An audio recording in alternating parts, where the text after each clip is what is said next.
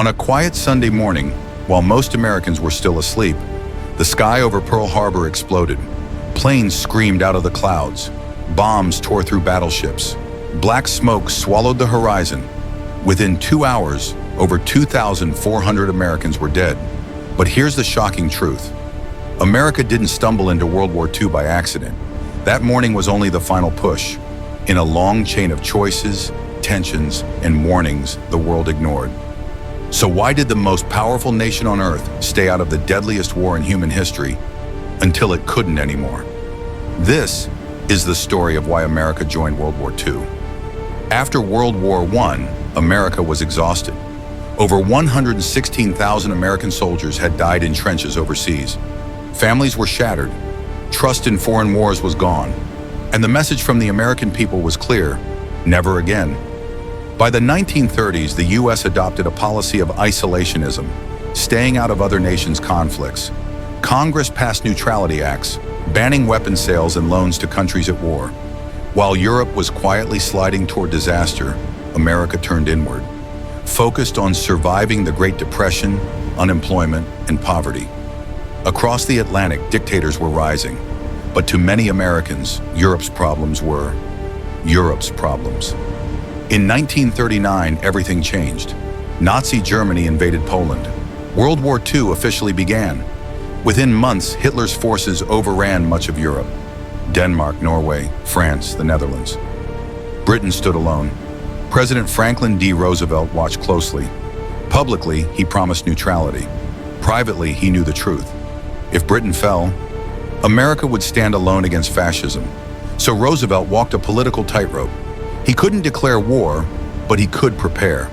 Through programs like Lend-Lease, the U.S. began supplying Britain, China, and later the Soviet Union with weapons, food, and fuel, calling America the arsenal of democracy. To some Americans, this was smart defense.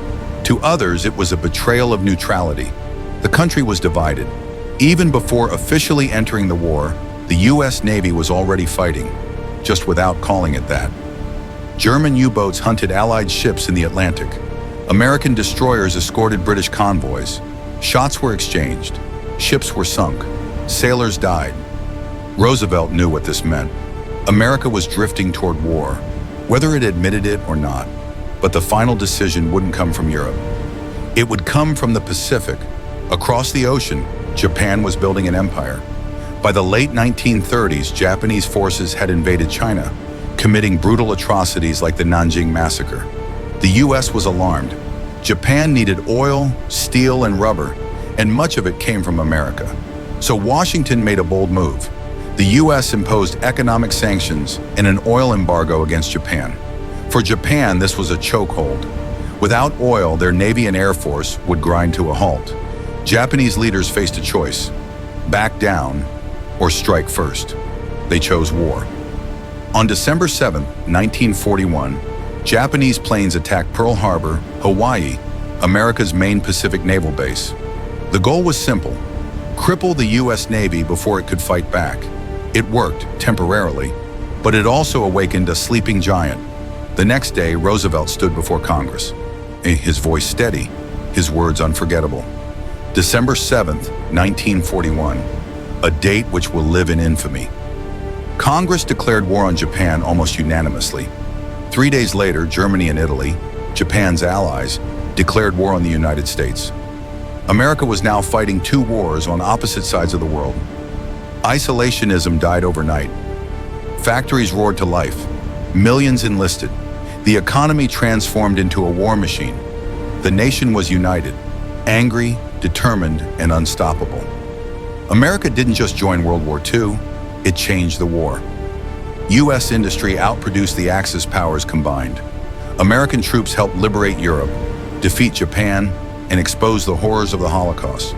But the decision came at a cost. Over 400,000 American lives lost. Yet without U.S. intervention, history might have ended very differently. A democracy itself was on the edge.